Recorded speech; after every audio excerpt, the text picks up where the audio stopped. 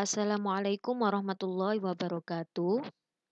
Apa kabar anak-anak hari ini? Masih ingatkah kalian materi fikih pada bab pertama?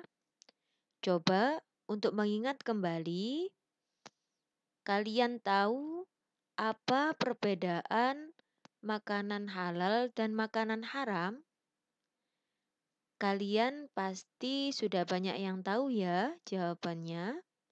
Nah, untuk kali ini di bab 2 kita akan membahas tentang minuman halal dan minuman haram. Minuman halal artinya adalah semua jenis minuman yang terbuat dari bahan-bahan yang dihalalkan walaupun bahan dasarnya air, seperti teh, kopi, es jus, dan lain-lain. Kalian pasti haus ya mendengar nama-nama minuman ini, atau minuman halal bisa diartikan minuman yang baik dan boleh diminum menurut syariat Islam. Macam-macam minuman halal dibagi menjadi 4. Yang pertama, air atau cairan yang tidak membahayakan seperti madu dan susu dari binatang halal, seperti susu kambing, susu sapi, maupun susu kuda. Yang kedua, air atau cairan yang tidak memabukkan, walaupun sebelumnya pernah memabukkan, seperti arak. Arak sebelumnya merupakan minuman yang memabukkan. Ketika berubah menjadi cuka, cuka tidak memabukkan lagi, sehingga cuka ini halal untuk dikonsumsi. Yang ketiga, air atau cairan yang suci. Maksudnya, bukan berupa benda najis atau benda suci yang terkena najis. Yang keempat, air atau cairan yang didapatkan dengan cara halal dan tidak bertentangan dengan ajaran Islam. Hikmah mengonsumsi minuman halal. Yang pertama, membawa ketenangan hidup. Yang kedua, menjaga kesehatan baik jasmani dan rohani. Yang ketiga, kita mendapatkan perlindungan dari Allah Subhanahu wa taala. Yang keempat, meningkatkan iman dan takwa kita kepada Allah Subhanahu wa taala. Yang kelima, memiliki sifat kepribadian yang jujur dan sikap apa adanya.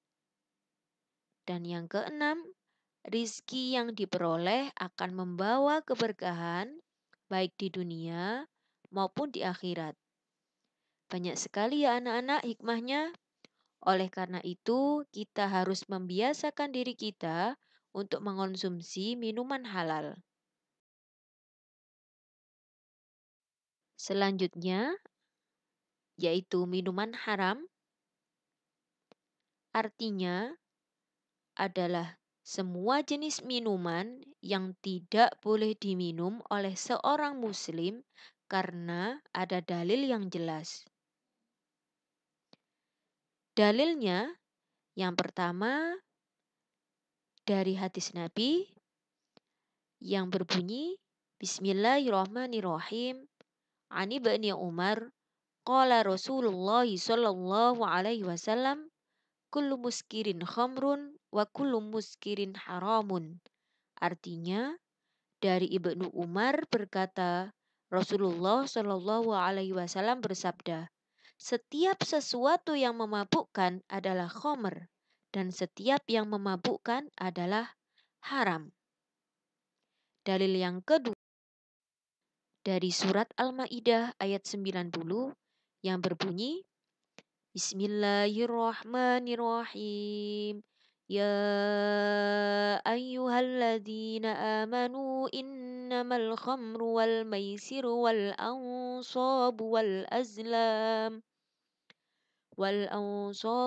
azlamu rijsum min amali syaitani fajtanibuhu la'allakum tuflihun. Artinya, hai orang-orang yang beriman, sesungguhnya meminum khamr, berjudi, berkorban untuk berhala, mengundi nasib dengan panah adalah termasuk perbuatan setan. Maka jauhilah perbuatan-perbuatan itu agar kamu mendapat keberuntungan. Dari dua dalil ini dapat disimpulkan bahwa Allah benar-benar melarang kita untuk mengonsumsi minuman yang haram. Macam-macam minuman haram. Yang pertama, minuman yang memabukkan atau menimbulkan mudarat dan merusak badan serta akal, seperti arak, bir, dan sejenisnya. Yang kedua, minuman dari benda najis atau benda yang terkena najis. Mengapa minuman ini haram? Karena najis identik dengan banyak bakteri, banyak penyakit, dan banyak kotoran jika kita konsumsi. Yang ketiga, minuman yang didapatkan dengan cara tidak halal atau bertentangan dengan ajaran Islam, seperti minuman yang didapatkan dengan hasil mencuri. Yang keempat, darah manusia atau hewan. Dan yang terakhir, air yang bercampur racun yang dapat membahayakan tubuh. Bahkan, air ini bisa menyebabkan kematian. Dampak mengonsumsi minuman haram. Yang pertama, membahayakan kesehatan. Yang kedua, merusak jiwa dan raga. Yang ketiga, amal ibadah kita tidak diterima oleh Allah. Doa kita tidak dikabulkan oleh Allah Subhanahu wa taala. Yang kelima, menghalangi mengingat Allah Subhanahu wa taala. Dan yang terakhir, menimbulkan permusuhan. Wah, banyak sekali ya dampaknya anak-anak. Oleh karena itu, diingat-ingat ya, jangan sampai kita mengonsumsi minuman haram. Selanjutnya, hikmah menjauhi minuman haram. Yang pertama, terjaga kesehatan badan dan mental. Yang kedua, kita terhindar dari kejahatan sosial. Dan yang ketiga, terjaga generasi penerus yang lebih baik. Terima kasih atas perhatiannya anak-anak. Semoga apa yang saya sampaikan bisa bermanfaat buat kalian. Saya akhiri. Wassalamualaikum warahmatullahi wabarakatuh.